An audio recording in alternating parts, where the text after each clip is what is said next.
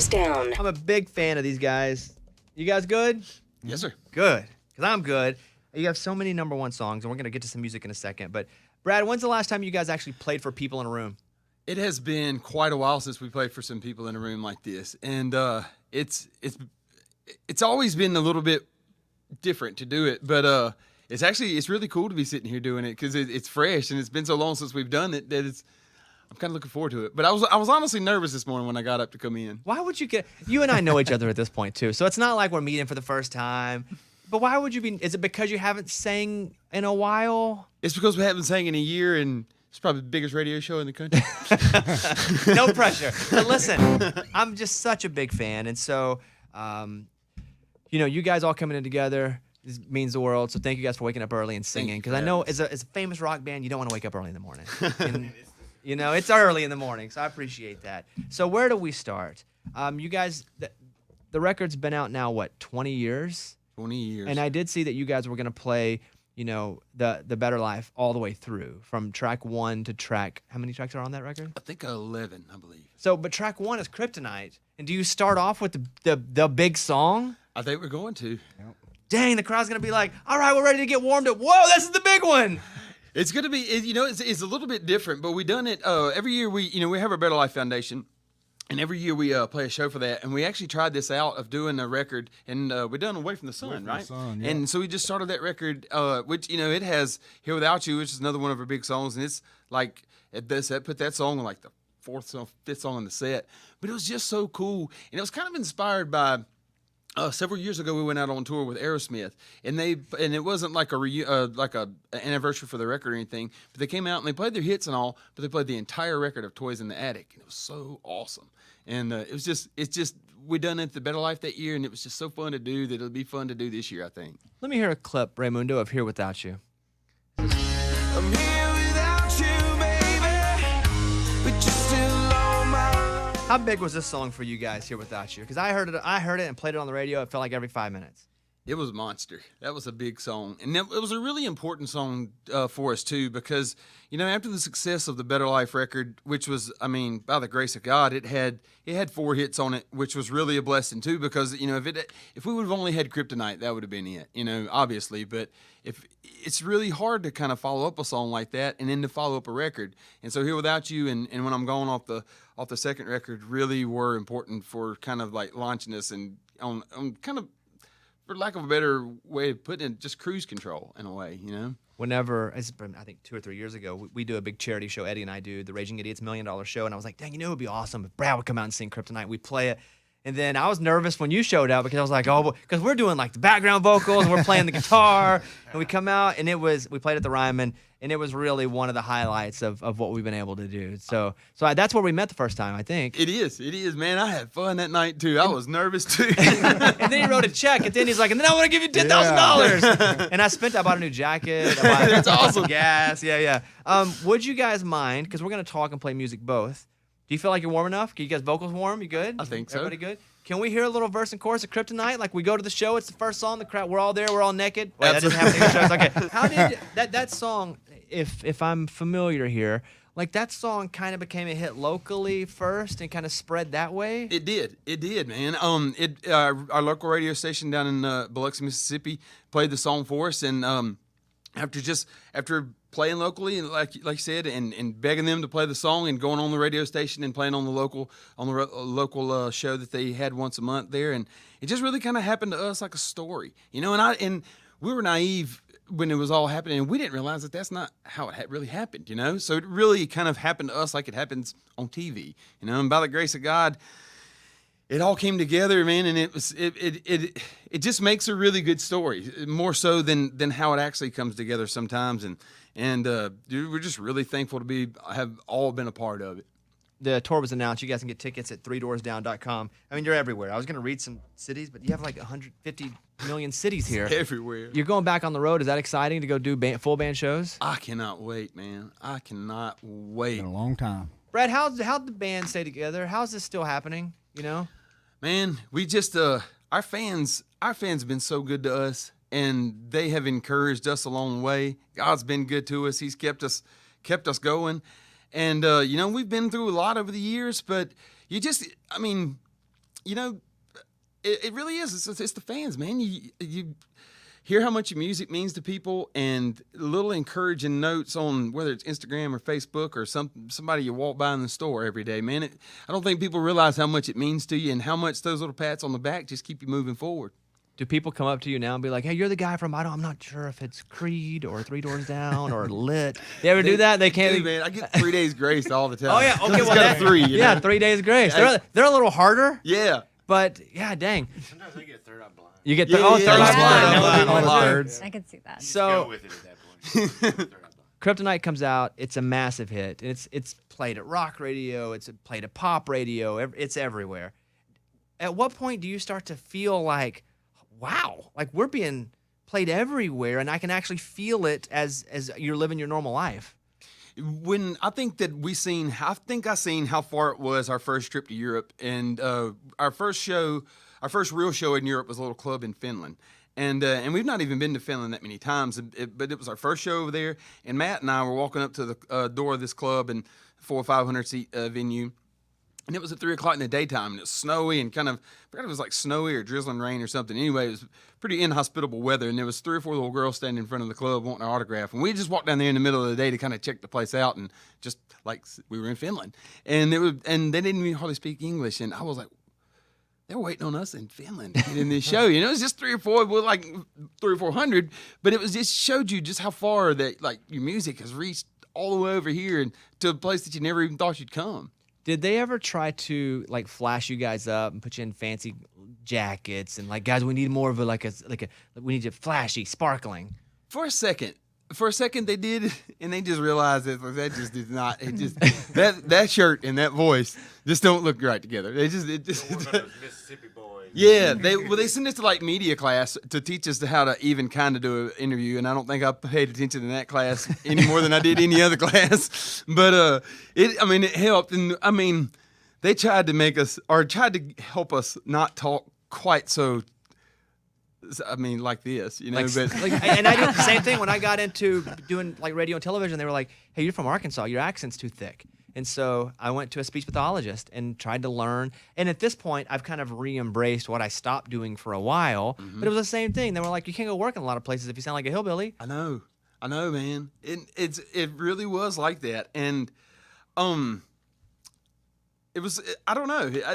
What would they tell you in these classes? Like they would go, "All right, Brad, Mr. Doors Down, come on in." Because for me it was G's. Because instead of going, fishing, I would be like, "We're going fishing," and they would go, "Well, no. First of all, you have to add G's to all your words because Yes. you're eliminating somehow." And I's for me because I is how I've been now trained to say it, but as eyes. Yes. It was Me like too. I got hit in the eye. Instead of I got hit in the eye, and they were like, "Well, if you say eye, people aren't gonna like you because you're gonna sound like you're from Arkansas." Yep. And so I imagine they probably did that same stuff to you. They did, and what was so cool about it was as you get out and you meet people in like the real world out on tour, is everybody like just. Is a southern accent is like disarming to people or something. It's like they don't take you. It ain't that they look at you like you're stupid or anything. It's like they look at you kind of like, oh, he got to be decent. Listen to him. And so so it's kind of like it is a little bit disarming to people. So I kind of embraced it also, and I'm like, well, people like it, 3 Doors Down, they're in studio now. They're going back out on tour. You guys can get tickets at 3doorsdown.com. It says 7/17. Let me do my thumbs. January, February, March, April, May, June. July 17th is the first show back. And you guys will be in Huber Heights, Ohio, Corbin, Kentucky, New Orleans, Orange Beach, Alabama, Pelham, Alabama. So a lot of our listeners now are going to get to see you guys, on tour. Whenever you had Kryptonite and it hits, do you have that feeling like, oh man, we have to have a second song so we don't end up like Chumbawamba, like a one-hit wonder? Was that a fear in the group? Absolutely. And it was we were so thankful that Loser done good, and not only that it done good, but that it done good at rock radio. Because at the time, you want to be a rock band, but Kryptonite was such a big hit at not just rock, but at top 40. And if you went over to the top 40 too much, then rock wouldn't play anymore. Mm-hmm. So we needed to definitely keep our roots in rock. And Loser became a hit at rock, and it was number one at rock radio for months. It was like 4 or 5 months or something. It was for a long time. Man, I love Loser. That was that opening of Loser. It's strong. Hey, Brad, we did this thing where I think we celebrated the record, and us three, we went and we talked for a while and talked about the history of Three Doors Down, and then all of a sudden a copy of The Better Life on vinyl showed up at my house. Did you sneak into my house and leave it there? Because I have no idea how it got in my house. I'm gonna blame it on JP. Okay, somehow that record, it had a whole long note on it, and I was like, I didn't let anyone in the door, and it's somehow in the house. But I gotta imagine it's crazy. You're still in the grocery store and you hear one of your songs. Like, that's gotta be a weird thing, right? It really is. Like you're shopping for fish sticks, and all of a sudden you hear, "I'm here without you, baby." It was like 2 weeks ago. Really? And I can hear it. I can hear just like a little note of it, and I'll know it's that. And I tell Jen, my wife, and stop. And she'll be like, and she just rolls her eyes and walks off. What kind of singing training did you have as a kid when you started the band? I didn't. I was the youngest of 7 kids, and I grew up in Assembly of God church. And in Assembly of God, they sing a lot. And I never sang up in front of the church, but I just grew up. It was never out of place in my house to be loud, because my family is a pretty loud bunch, and none of them would argue that. And so I was never bashful or anything. So I just kind of grew up singing and loved 80s hair metal and all the 80s bands. And then I loved like 90s country. And me and my friends, we would ride around the neighborhood. And I had a little Mazda Sundowner truck that my daddy gave me when I was like 13. I just couldn't leave the neighborhood. So we'd drive that truck around and we would just sing and sing and sing and sing. And I guess that's where I learned how to sing. Would anyone tell you, "Hey, Brad, you're pretty good. Like, you should try to sing"? How did you start to get the affirmation to know, yeah, I should try to do this? Well, we didn't have a singer in the band. It was just 3 of us just jamming. And, we didn't even have there was nobody really even thought about to sing. I was like, well, I'll try it. And I was not confident at all. And our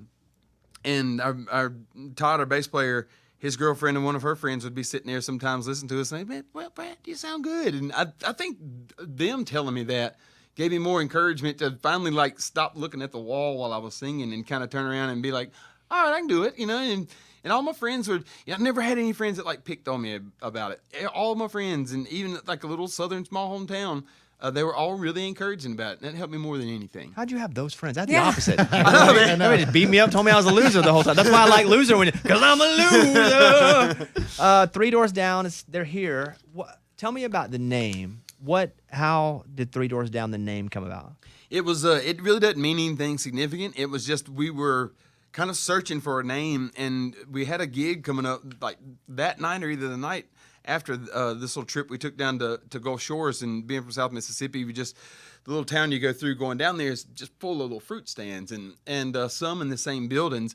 And one of the fruit stands had moved a couple parcels down in the same building. They had put up some tack-on letters that said, "Business moves so many doors down," and some of them had even kind of fallen off. And at the time, there was 3 of us, and we just kind of melded it together and used it the next night at the party and just figured, well, it's cemented now. We can't change it. Did anyone ever have conspiracy theories about crazy theories like Three Doors Down is actually the sign of the beast? And I've heard some doozies. Really? I would imagine because it's so I never knew what it meant. And you're like, well, I bet it means something like deep or something like they're up to something. Uh-huh. I'm sure you heard people all kinds of weird theories about the name, huh? Absolutely. And I can't really name them like one off the top of my head, but people have asked me, it's like, well, it has to be like, it means like such and such, or somebody lived 3 doors down and you murdered them. Yeah, that's what I heard. That's what I heard. 3 Doors Down are here right now. They have their guitars. They were so gracious to come in and play some songs. Okay, so I've got 2 requests. Will you do When I'm Gone? This is my first request here. Absolutely. Tell me about this song, bro. Like when you think about back in the day when, it's written and you started recording it, like what comes to mind? When I'm Gone is actually the only song that we've ever written on tour. We've always, before and since, always had the big dream of getting out on tour, and man, we're just going to really hustle this time. We're going to play shows at nighttime. We're going to get on the bus and write during the day, and it absolutely never happens. And we wrote When I'm Gone on the stage one day at Soundcheck, and y'all had been playing the music around for a little bit, and I guess we don't always write lyrics and melody or music at the same time, and sometimes they're written as completely different ideas that wind up together. And that's kind of how that idea was. And we were on stage at Soundcheck one day and put it together. And I remember somebody standing there saying that, man, that's a good song. And it also, once we got it gave us some confidence. It was really cool to have that song and play it a little bit on the Better Life tour, even though it was on Away from the Sun record.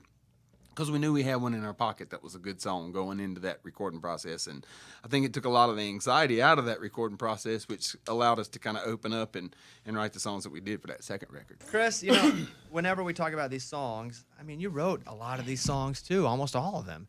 I mean, here you are, the quiet guy playing the guitar, knowing I'm making mailbox money, writing these songs with Brad. I mean, it's got to feel pretty good for these things to last so long, right? It really does. I was talking to my wife the other day about it. I was like, with COVID and everything, sitting home for 2 years, like we're living off what we did 20 years ago. It's just really a blessing. Really is. The checks still actually come in the mail, or now they just going right to the... No, not... Email. Are you guys still making money, though? Is it like streams? Are you still getting a little bit here and there? Oh, dude, man. Especially off like songs like Here Without You and stuff. And I mean, that song a couple of years ago, and like that song came out in 2003 or whatever, 2004 or 5 or something, whatever. 2003. 2003. Mm-hmm. But like in 2009 or whatever, Universal took all their music off YouTube and put it all back. So Kryptonite and Here Without You essentially got put back on the same day. And from that date, like 11 years ago, for a 17-year-old song, that song has got like 640 million views on YouTube, and it still gets like 1 million views a week. Is it? Do people keep putting it in movies and stuff too? And when I say the grocery store, like that's where you want to be. It's kind of everywhere at that point. I gotta assume and it's weird because you started off as a rock band, and now I'll flip on the hot AC station, and it's like another light one from 3 doors down, and you're like, dang, how stuff has transitioned. But that's how you're getting paid still. Absolutely. Like a rom-com will put 3 doors down in. I'm here without you, baby, and you're like, all right, well, I never expected that love scene for this, but that's got to be cool too, right? It really is, man. It really is. And whereas last year, we weren't able to go out and play shows, people were at home streaming some music, Yes. and that really, as the transition of the music industry is happening, where there's really not record sales anymore, artists are, that's where the artists get paid, is off streaming music, and in different ways, and I don't know if kids and people realize what a blessing they were to artists last year being at home streaming all that music. I want to ask, before we play one more song here, and let me say this again, 20-year anniversary of The Better Life, playing the whole thing. I'm not wrong here. You're playing it from top to bottom. Top to bottom. And I want to get into Be Like That, which I believe you two wrote together. Just you two, you're in a room, you write this song. This is, one of the middle tracks here. When you write Be Like That, because am I wrong? Was it on the American Pie soundtrack too? It was. American Pie 2. Yeah, I remember that thing coming, and the song is also over there, and I'm like, this is crazy. And it was in the movie, and so that song became, again, such a hit. Do you ever go, can you believe us two just sat there and wrote that song? I think that... Like 2 minutes. I know. Oh, it was that quick. It's one of those quick ones. I think that all the time. I have felt guilty before about it's like, I know people try... we're not overly talented dudes. We're just plain old dudes.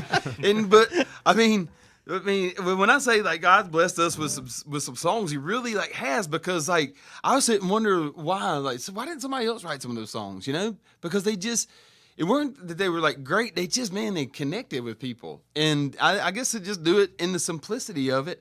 But and I've stood on stage and sang "Be Like That" many a night, thinking that I'm singing what this song, I'm living what this song is about. I'm actually getting to live a song that I wrote about, This has been so much fun for me. Brett, I saw a picture of you with Scott Stapp from Creed. Yeah. And was it here in town? It was. I didn't know he lived here. He does, man. He lives out in Franklin. I've tried to get him on the show. He won't even respond. He won't even come on the show. Come on. Is he does he not like me? Man, you know what? That's the first time I've talked to Scott in a long time. Is that right?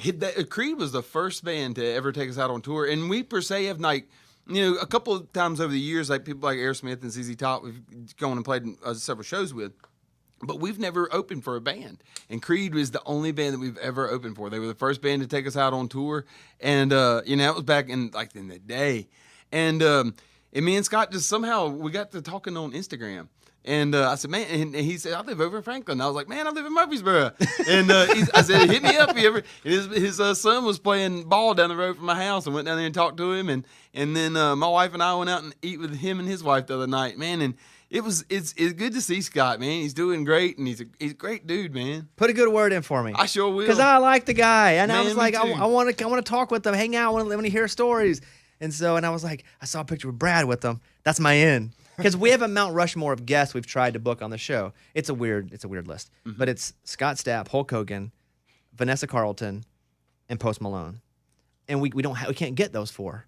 And so you can help us actually take one of the names off the Mount Rushmore. Absolutely, man. Absolutely. Listen, they didn't come in here for their own health. They came in here because they have a new tour. It is the Better Life 20th Anniversary Tour, 3 Doors Down. They are all over if you have a city, they're probably in it. I'm looking at it here. Go to 3doorsdown.com, or you can go to the 3 Doors Down Instagram page. All the dates are listed there. Man, guys, you just so great. So first of all, if I was wearing a hat, I'd tip it to you because you still have it. I'm such a big fan, and for me, this has been a thrill. So thank you, guys. Thank you for having us Thank today, you. man. Thank you. And that is it. And you guys go to the show. Are you guys coming here? Yep, we are. Okay. If I'm in town, I'm going to this show. Heck yeah, man. And by going to the show, I mean I'm singing all the songs on stage with a microphone. You just don't know that yet. Yeah. Bring it. All right, there they are. 3 Doors Down, everybody. Thank you, guys. Thank you, Bobby. It's a